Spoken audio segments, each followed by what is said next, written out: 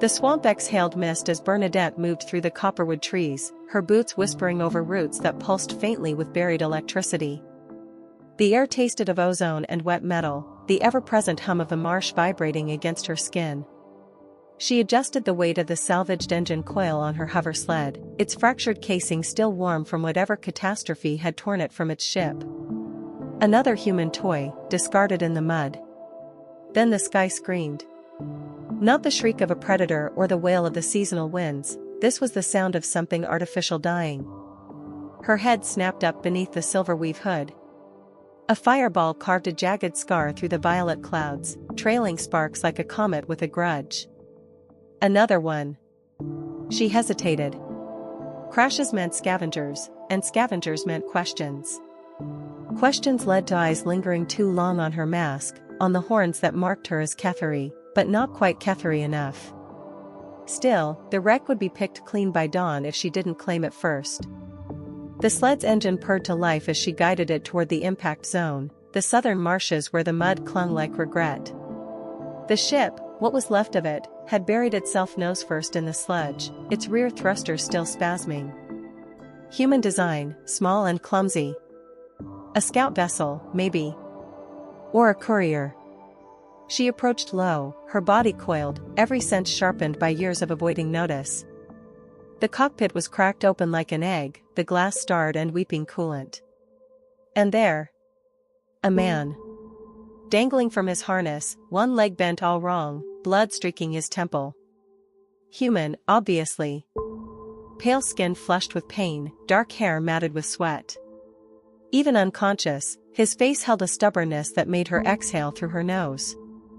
Leave him. The rational choice. Humans brought trouble, authorities, trackers, the kind of attention that got outcasts killed.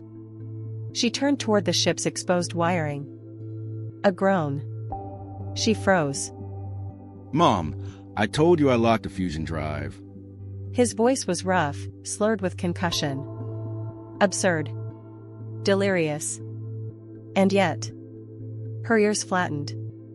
12 years alone in the swamp, and the first thing to make her pause was a fool muttering about his mother. The man's head lolled. His shirt, ridiculous thing, declared he'd survived some Earth calamity or another. A survivor, then. Like her. Stupid Virulon chicken with horns. Her spine straightened. Did he just? A laugh bubbled up, sharp and unexpected. She clamped it down. No. No, she was not dragging home a half-dead human just because he insulted her in his sleep. 10 minutes later, the hover sled groaned under the added weight. The man, taller than he looked, slumped against the cargo, his breath hot against her shoulder as she wrestled his limp arm into a secure strap. If that squirrel judges me one more time. He mumbled. She stared at him. The mask hid her face, but not the sheer disbelief in her stance. I already regret this. The storm broke as they reached her shack, the rain hissing against the roof like a chorus of disapproval. Inside, she patched his leg with a bone binder, the blue light of the medical scanner washing over his features. Handsome, in a human way. All sharp angles and stubborn lines. A noise from the corner, Squeeb, her genetically modified fluff beast, yawned from his nest of shredded insulation. One golden eye cracked open, assessing the intruder with feline disdain. Please tell me you're the nurse and not the interrogator. The man rasped suddenly, blinking up at her. Bernadette tilted her head. I am neither. His gaze focused, first on her mask, then the horns curving back from her temples. You wearing a bucket? It is a cultural symbol. Looks like a soup pot. She considered smothering him with a pillow. I will let you starve. He grinned, weak but undaunted. Worth it. Outside, the swamp sang its low, discordant hymn. Inside, something unfamiliar unfurled in her chest. Trouble. This was trouble. She turned away before he could see the way her fingers lingered on the edge of the bone binder. Just a second too long. The shack creaked as the storm outside intensified, rain drumming against the salvaged starship plating that served as a roof. Bernadette adjusted the bioluminescent lantern hanging above the workbench, its teal glow casting long shadows across the cluttered space. The human, Vincent, he'd called himself, lay sprawled across her only cot, sweat glistening on his forehead despite the chill in the air. She watched his chest rise and fall, steady now that the bone binder had done its work. His face was relaxed in sleep, the sharp angles softened. Strange, how peaceful he looked for someone who'd nearly died hours ago. A metallic chirp drew her attention. The maintenance drone she'd been repairing twitched on the workbench, its fractured lens flickering. She reached for her microsolda, fingers moving with practiced precision. That looks complicated. The voice, rough with sleep, made her stiffen. She didn't turn. It is. Vincent propped himself up on his elbows, wincing as the movement jostled his leg. So, Bucket Girl fixes drones and rescues idiots who crash into swamps. What else do you do for fun? Avoid conversations with humans. He laughed, the sound warm and unexpectedly bright in the dim shack. Too late for that. Bernadette exhaled through her nose and finally turned to face him. The mask hid her expression, but the tilt of her head conveyed enough. You should rest. Rest is boring. He gestured to the drone. What's wrong with it? Its primary motivator is damaged. She hesitated, then held it up. It thinks left is forward. Vincent grinned. Ah, the universal struggle. He shifted, trying to sit up further, and hissed in pain. Instinct made her step forward, hand half raised, before she caught herself. Stupid. He wasn't her responsibility. You're going to reopen the fracture, she said flatly. Yeah, probably. He flashed her a pained smile. But I've had worse. Doubtful. You'd be surprised. His gaze drifted around the shack, taking in the salvaged tech, the glowing fungi in their carefully arranged jars. You live here alone? Yes. Must get lonely. Her fingers tightened around the soldering tool. I prefer it. Silence settled between them, thick with things unsaid. Outside, the wind howled through the copperwood trees, their metallic leaves clinking like distant chimes. Vincent cleared his throat. So, about the mask. What about it? Is it a religious thing? Cultural? Fashion statement? It's mine, she said simply. He studied her for a long moment, his dark eyes far too perceptive. Fair enough. A proximity alarm blared from the security console, shattering the moment. Bernadette was on her feet in an instant, her heart pounding. What's that? Vincent asked, tensing. She didn't answer, already pulling up the exterior feeds. The screens flickered to life, showing 3 figures in sleek, armored suits moving through the trees. Kethari scouts. They're here for your ship, she muttered. Standard reconnaissance after a crash. Vincent's expression darkened. Will they come here? Not if they don't find reason to. She moved to the window, peering through the reinforced glass. The scouts were fanning out, their scanners sweeping the area. One paused, tilting its head toward the shack. Bernadette's breath caught. Problem? Vincent asked, his voice low. They're detecting energy signatures. She turned, already calculating. We need to dampen the output. We. She ignored him, striding to the power hub and inputting a series of commands. The lights dimmed, the hum of active tech fading to near silence. Vincent watched her, something unreadable in his gaze. You're good at this. I've had practice. The scouts lingered for another tense minute before moving on, their forms disappearing into the swirling mist. Bernadette exhaled slowly, her shoulders relaxing. That was close. Vincent murmured. She turned to find him studying her, his dark eyes intense. Why did you help me? He asked again, softer this time. Bernadette hesitated. The mask hid her face, but not the way her fingers curled into her palms. Maybe I like broken things, she repeated, her voice barely above a whisper. Vincent's lips quirked. Lucky me. The storm raged on outside, but inside the shack, something fragile and tentative had taken root. Bernadette turned back to her workbench, but not before she caught the way Vincent's gaze lingered on her, not with fear or disgust, but with something dangerously close to admiration. Trouble. This was definitely trouble. The storm had settled into a steady rhythm by the third day, rain pattering against the roof in a ceaseless whisper.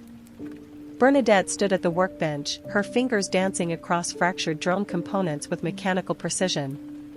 The silence between them had become comfortable. Vincent sprawled on the cot, tinkering with a disassembled data pad she'd tossed his way, occasionally muttering colorful earth curses when the alien circuitry refused to cooperate.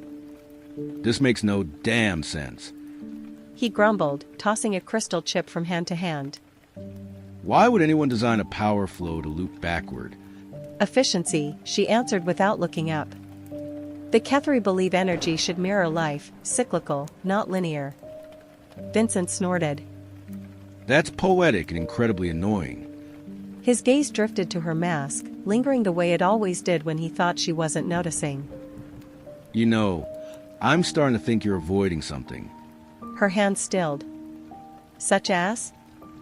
Showing me what's under the mask. His tone was light, teasing, but there was an undercurrent of genuine curiosity. I mean, come on. Even your cat's seen your face. Squeeb, curled on a pile of thermal blankets, cracked one golden eye open as if in agreement. Bernadette set down her tools with deliberate care. It's not that simple, she said finally, the words sticking in her throat. 12 years of isolation had made the mask a second skin, its weight more familiar than her own reflection. Vincent sat up slowly, wincing as his leg protested. Hey, I'm just messing with you. A pause. Mostly. The rain swelled, filling the silence between them. Something about the way he waited, no pressure, no expectation, made her fingers twitch toward the mask's release clasp. The Kethari have expectations, she admitted. I don't meet them. Vincent studied her, his dark eyes thoughtful. Let me guess. Too smart? Too independent? Too different. He exhaled sharply. Their loss. A laugh startled out of her, sharp, unexpected. The sound seemed to surprise them both. Vincent's grin was triumphant. There she is. The moment stretched, fragile as the bioluminescent lichen trembling on the walls. Then, before she could second-guess herself, Bernadette reached up and unlatched the mask. Cool air brushed her cheeks as she set it aside. She kept her gaze fixed on the far wall, her pulse loud in her ears. Bernadette. Vincent breathed. Slowly, she turned. He wasn't recoiling. Wasn't laughing. His dark eyes traced her features with something like wonder, the high cheekbones, the scars, the way her silver hair caught the dim light. You're... He shook his head, searching for words. Stars. You're stunning. Heat flooded her face. You're concussed. I wish. He muttered. Then, softer. Has no one ever told you that? The question lodged like a blade between her ribs. She looked away. Vincent moved before she could react, not with pity, but with a sudden, startling determination. He limped forward, close enough that she could see the gold flecks in his eyes, and cupped her face with surprising gentleness. Then let me be the first. He murmured. When he kissed her, it was nothing like she'd imagined.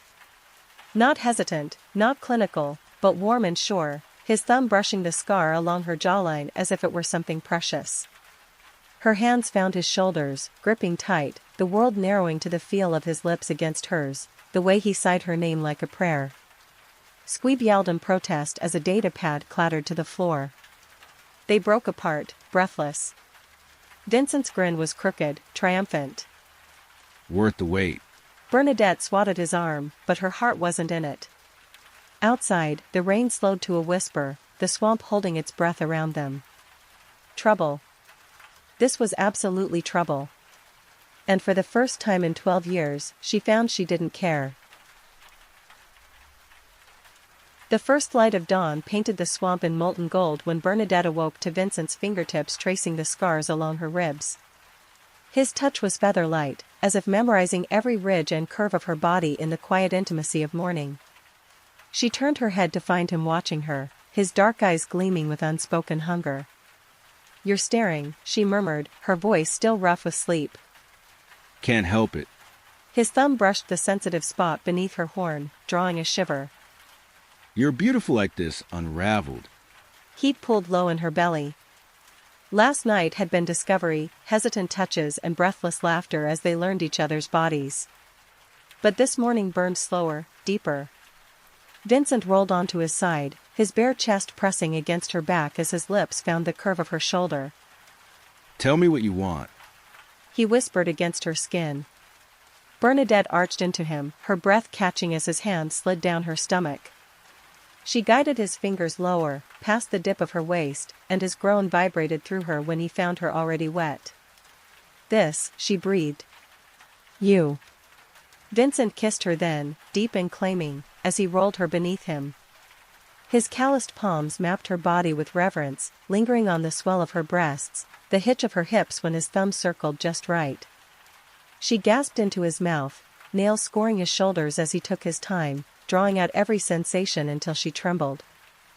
"Look at me," he demanded, and when she obeyed, the raw devotion in his gaze stole her breath. Their joining was slow at first, an agonizing slide that made them both shudder. Vincent braced himself above her, muscles taut with restraint as she adjusted around him. "More," she pleaded, wrapping her legs around his waist. He obeyed with a groan, setting a rhythm that had her clawing at the sheets. Every thrust stoked the fire building in her core, every ragged breath against her neck a promise. When his fingers found that bundle of nerves again, she shattered with a cry, her body clamping around him as waves of pleasure crashed through her. Vincent followed moments later, his forehead pressed to hers as he whispered her name like a prayer. Afterward, they lay tangled in the wreckage of blankets, sweat cooling on their skin. Vincent traced idle patterns down her spine, his heartbeat steady beneath her palm. "We should go," she murmured, though every fiber of her ached to stay in this fragile cocoon. 5 more minutes. He kissed her temple. The swamp isn't going anywhere. But the universe had other plans. The proximity alarm shrieked, shattering the moment. They moved as one, Bernadette snatching up her pulse rifle, Vincent grabbing the sonic disruptor she'd modified for him. Through the cracked window, 3 Kethari scouts advanced through the mist, their armor glinting like oil on water. They found us, Vincent muttered. Bernadette's pulse roared in her ears. This wasn't a standard patrol, their movements were too deliberate, their weapons drawn. "They're not here for salvage." For you. Vincent's jaw tightened.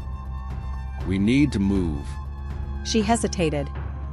12 years of running coiled in her muscles.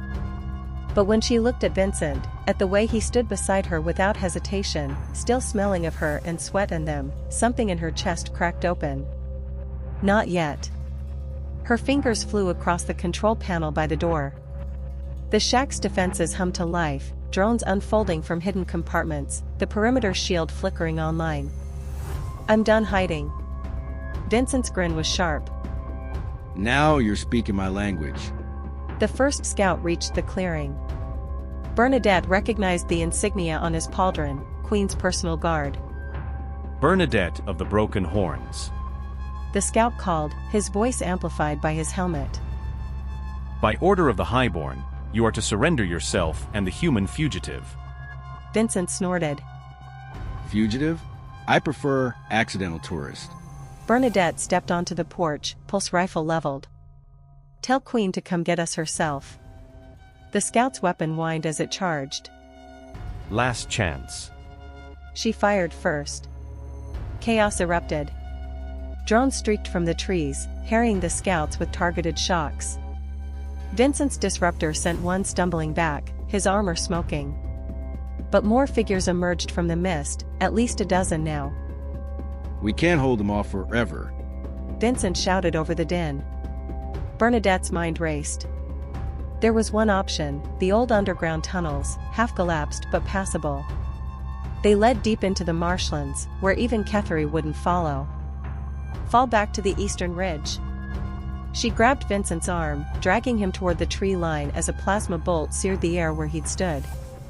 They ran, the swamp swallowing them whole. Behind, the scout's shouts faded beneath the creak of ancient trees and the gurgle of hidden pools.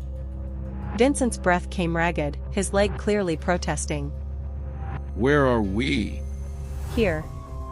Bernadette wrenched aside a curtain of glowing vines, revealing a fissure in the earth. The tunnel mouth exhaled damp, metallic air. It's not pretty, but it'll hide us. Vincent peered into the darkness. Define not pretty. Probably haunted. Fantastic. She hesitated at the threshold. This was it, no turning back. The Kethari would burn her shack, erase every trace of her work. But when Vincent's fingers laced through hers, warm and sure, the loss didn't sting as much. Together? He asked. Bernadette squeezed his hand, her skin still humming from their earlier intimacy. Together. They descended into the dark. Above, the swamp side, its secrets kept once more. The tunnel spat them out beneath a sky Bernadette didn't recognize.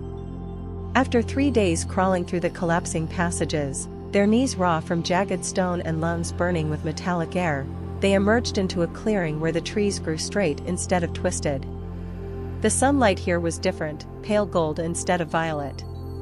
Vincent collapsed against a smooth boulder, then suddenly burst into laughter. Bernadette whirled, pulse rifle raised. Have you gone mad? He wiped tears from his eyes, grinning like a child who'd just discovered candy. We're at the edge of the Solarian dynasty. His laughter faded into something warmer. Which means I can finally tell you the truth. She tensed. I didn't crash in that swamp by accident. Vincent reached into his torn jacket, producing a cracked insignia ring. I was running away from this. The royal crest gleamed in the sunlight. Bernadette's breath caught. Prince Vincent Aurelian. He said with a theatrical bow. Third in line for the Solarian throne.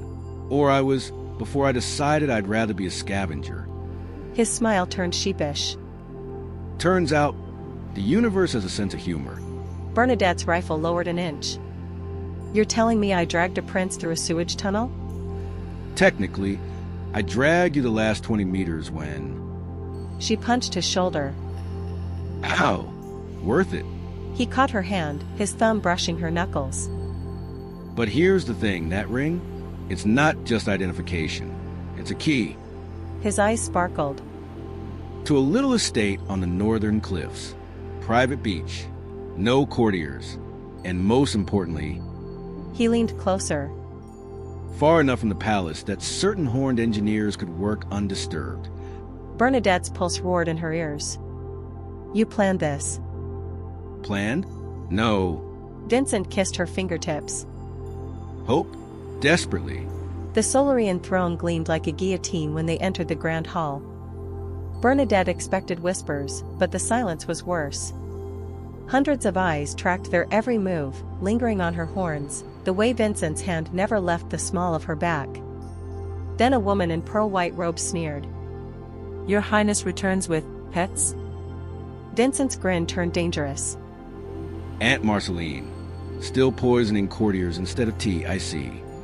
He raised their joined hands. May I present Lady Bernadette Kavar, the engineer who's about to save our failing terraforming grid?